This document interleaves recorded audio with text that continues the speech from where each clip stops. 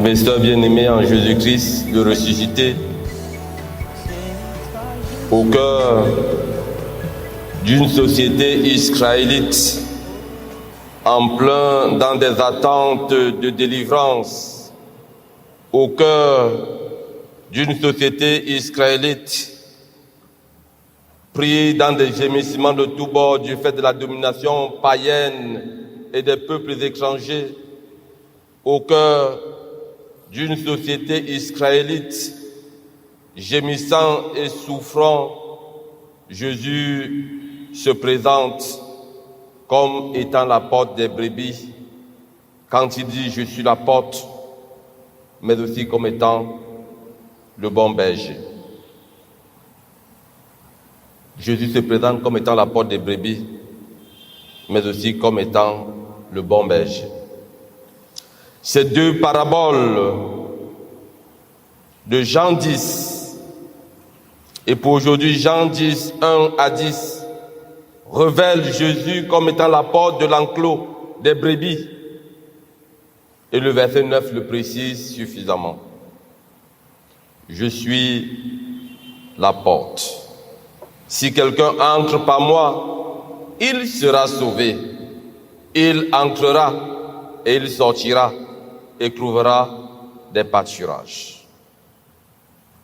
Je suis la porte. Si quelqu'un entre par moi, il sera sauvé. Il entrera et il sortira et trouvera des pâturages. Jésus comme étant la porte. Au temps de Jésus, au temps de son ministère terrestre,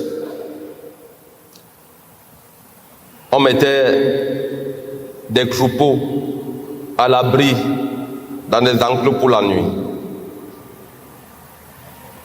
Des enclos faits en pierre.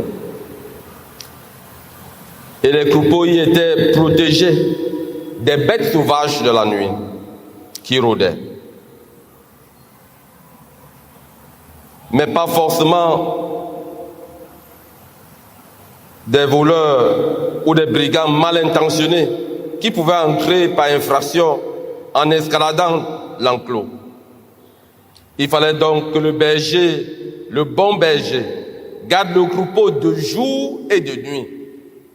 De jour, il accompagnait le troupeau vers les pâturages, les orientant vers les oisiers pour étancher leur soif. Et de nuit, il revenait. Et par la porte, il les faisait entrer et passer la nuit afin que les brigands ne s'accaparent du troupeau. La porte est donc l'entrée normale, légitime de l'enclos. La porte est donc l'accès que le berger utilisait pour se retrouver dans l'enclos avec ses brebis. À l'opposé de tout cela qui passait outre le chemin. En disant donc qu'il est la porte, Jésus affirme qu'il est l'entrée légitime de l'enclos. La métaphore souligne ici la légitimité de Jésus contre ceux qui sont des voleurs. Cette métaphore souligne à suffisance que Jésus, comme étant la porte de l'enclos, est le Messie tant attendu, promu, qui est déjà là, le légitime Messie. Parce qu'au temps de Jésus, un peu avant son arrivée, plusieurs, par des éclats de puissance, pouvaient se passer pour Messie.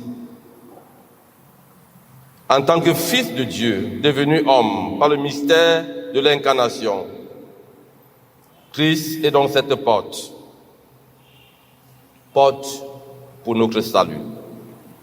Celui qui passe par lui sera simplement sauvé. Jésus souligne du coup qu'il y a aussi des usurpateurs qui n'entrent pas dans l'enclos de manière légitime. Ils sont comparés à des voleurs, des bandits, car leurs intentions sont douteuses. Dans le contexte immédiat, les voleurs pourraient être certainement les chefs politico-religieux de l'époque, ceux qui profitaient de la détresse du peuple pour abuser et se servir. Ceux qui asservissaient le peuple par une religion faite de contraintes et de profits. De par leur influence pour asseoir leur pouvoir et leur réseau d'intérêts au détriment de l'épanouissement du peuple. Dans le contexte d'aujourd'hui, actuel, on dirait que ce sont tous ceux-là qui parlent de Dieu sans Dieu. Ils font beaucoup de choses pour Dieu, mais Dieu n'est pas dedans. Ils font leur commerce spirituel. Or, le seul berger légitime, c'est Jésus. Tous ceux qui, au temps de Jésus, ou aujourd'hui dans l'Église comme dans le monde séculier, voudraient prendre la place du Seigneur, sont des voleurs et des brigands. Jésus est la porte des brebis. Allez voir tout le marketing qui se fait sur le plan spirituel aujourd'hui. Il fut un temps, on vendait la bouteille d'eau au nom de Jésus. Il fut un temps, on vendait les graviers avec les volumes différents au nom de Jésus. Allez voir tout ce qui se vend au nom de Jésus. Est-ce que les vies sont vraiment transformées? Regardez la laideur de la ville de Yaoundé, cité capitale, avec tout le nom de Dieu qui se proclame. Le commerce sur Dieu n'est pas encore fini, ça continue. Et quelques-uns se tiennent encore captifs. Il fut un temps où on croyait même pouvoir trouver la guérison, l'enrichissement chez un homme. Comme si c'était l'homme qui faisait quoi que ce soit. Dieu seul peut. Et il le fait en son temps, en faveur de qui sait attendre. Jésus est dans la porte des brebis et la porte de l'enclos. Et par cette porte, nous sommes appelés à pouvoir y entrer. Entre par la porte. Et si tu y es entré, rassure-toi que tu restes fidèle et attaché à ce mouvement qu'il te donne d'entrer et de sortir. Pas de toi-même, mais avec lui. Entre par la porte. Si les voleurs pouvaient escalader le mur, la seule entrée pour les brebis était de passer par la porte. C'est le seul moyen pour se retrouver en sécurité et être sauvés des affres et des dangers de la nuit et des affres et des dangers de notre existence. Seulement, être sauvé dans cette parabole, c'est moins d'être dans l'enclos que de faire partie du troupeau qui passe par la porte. Passe par la porte. Passe par le Seigneur Jésus. Marche par ses conseils. Car le Seigneur Jésus n'est pas simplement l'enclos, il est la porte de l'enclos. Du coup, mes frères et mes sœurs, nous comprenons qu'il ne s'agit pas seulement pour la brebis d'entrer et de rester dans l'enclos, mais bien plus d'entrer par la porte et de sortir le moment venu, d'entrer et de sortir. Quand on est entré pour la sécurité de la nuit, le matin, qu'est-ce qui se passe? Il faut sortir.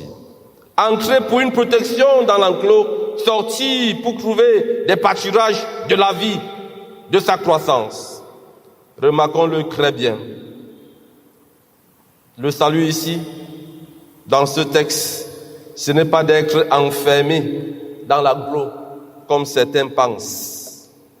C'est d'être avec le berger et de passer par la porte avec lui. Être avec le berger et de passer par la porte avec lui. La parabole souligne d'ailleurs l'intimité avec un berger dont on connaît la voix. Un berger qui nous connaît, chacun par son nom. On pourrait se dire qu'un mouton, c'est un mouton. Une brebis, c'est une brebis. Ils sont tous pareils. J'ai envie de vous dire non. Nous ne sommes pas tous pareils. Nous avons la même grâce devant Dieu, mais nous ne sommes pas tous pareils. Chacun a quoi? Chacun a quoi?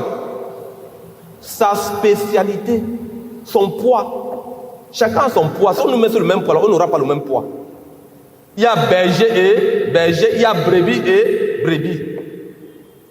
N'allons pas niveler les grâces reçues de Dieu. Chacun a son poids devant Dieu. Et dans nos assemblées, dans nos groupes, chacun a son poids. Mais que non, nous n'avons pas tous le même poids. Le berger appelle chacun brebis par son nom. Comme pour dire que chacun est connu de Dieu selon les grâces qu'il a enfouies en lui. Dans cette maison, est-ce que nous avons conscience de ce que chacun a son poids et sa grâce devant Dieu? Et que personne ne peut t'empêcher de t'épanouir de la grâce que tu as reçue de Dieu. Dieu t'appelle par ton nom. Il ne t'appelle pas par ton nom pour le plaisir de t'appeler ou encore pour l'éclat d'une célébration, mais Dieu t'appelle pour le ministère à rendre dans ta maison et partout ailleurs. Le salut donc, c'est de connaître le berger et être rassuré que tu es connu de lui. C'est ça le salut. Que le berger fidèle qui est Jésus-Christ te connaisse et que tu sois rassuré qu'il te connaît.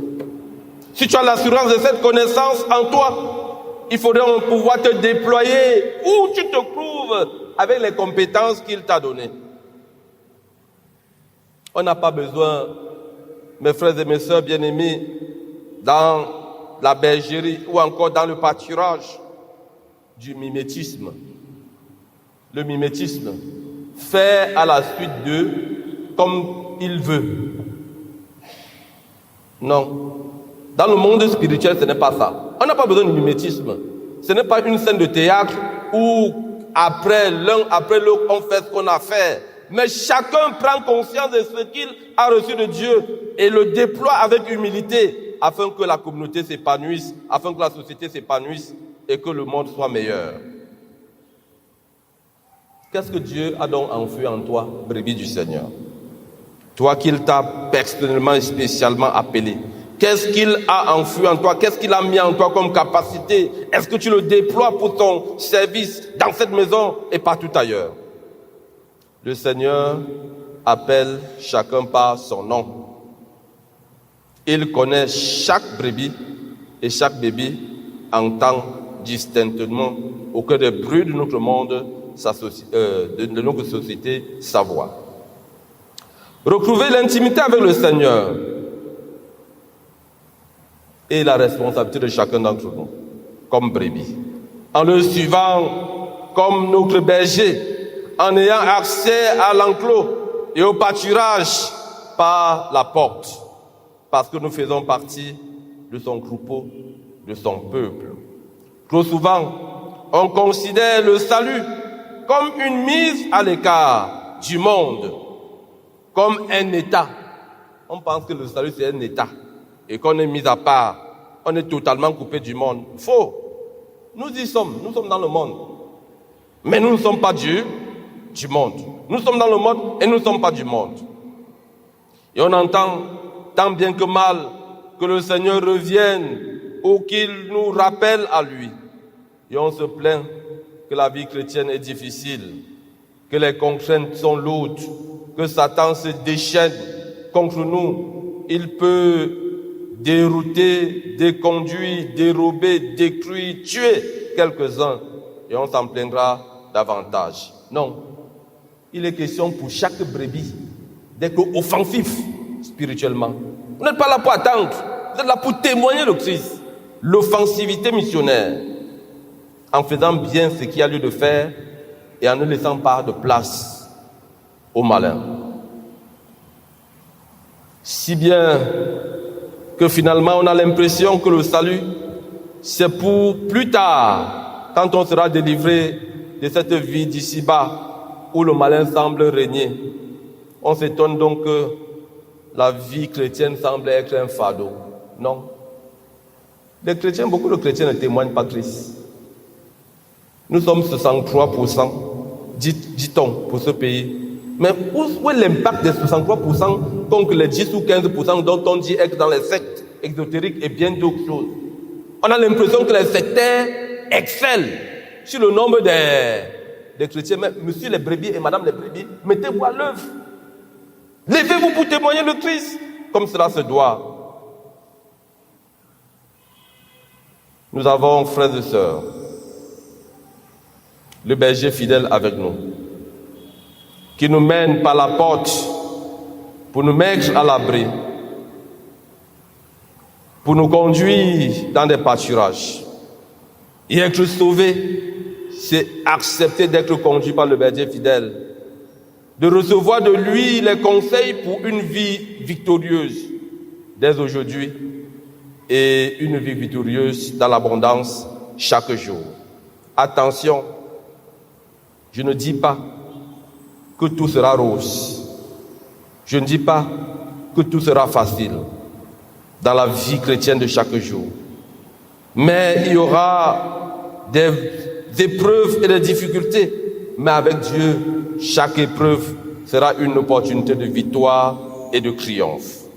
Et parce que Christ est dans cette porte de l'enclos, mais aussi le bon et fidèle berger qui accompagne dans l'enclos et qui nous amène hors, accrochons-nous à lui, accrochons-nous à Christ, afin qu'en toutes circonstances et en tout mouvement, nous soyons des victorieux à sa gloire et pour notre salut.